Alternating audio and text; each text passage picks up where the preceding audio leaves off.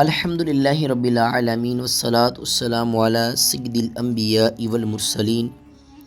اما بعد فاعوذ باللہ من الشیطان الرجیم بسم اللہ الرحمن الرحیم الصلاة والسلام علیکہ یا سیدی یا رسول اللہ وعلی آلکہ و اصحابکہ یا سیدی یا حبیب اللہ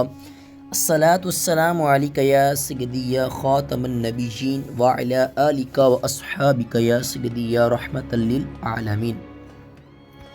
فرمان مصطفیٰ صلی اللہ تعالی علیہ وآلہ وسلم کہ جو شخص مجھ پر درود پاک پڑھنا بھول گیا وہ جنت کا راستہ بھول گیا۔ استغفر اللہ۔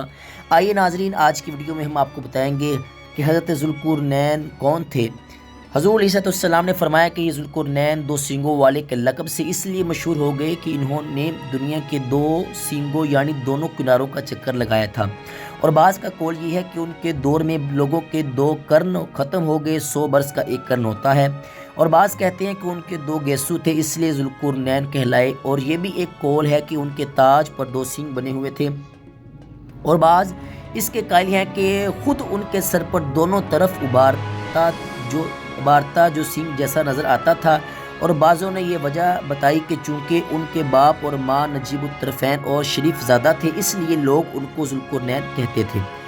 واللہ تعالی العالم۔ اللہ تعالیٰ نے ان کو تمام روئے زمین کی بادشاہی عطا فرمائی تھی۔ دنیا میں کل 4 بادشاہ ایسے گزرے ہیں کہ جن کو پوری زمین کی پوری بادشاہی ملی، ان میں 2 مومن تھے اور 2 کافر۔ مومن تو حضرت سلیمان علیہ السلام اور حضرت ذوالقرنین علیہ السلام ہیں، اور کافر ایک بخت نصر اور دوسرا نمرود ہے،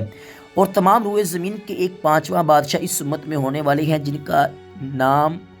نامی اسم گرامی حضرت امام مہدی ہیں۔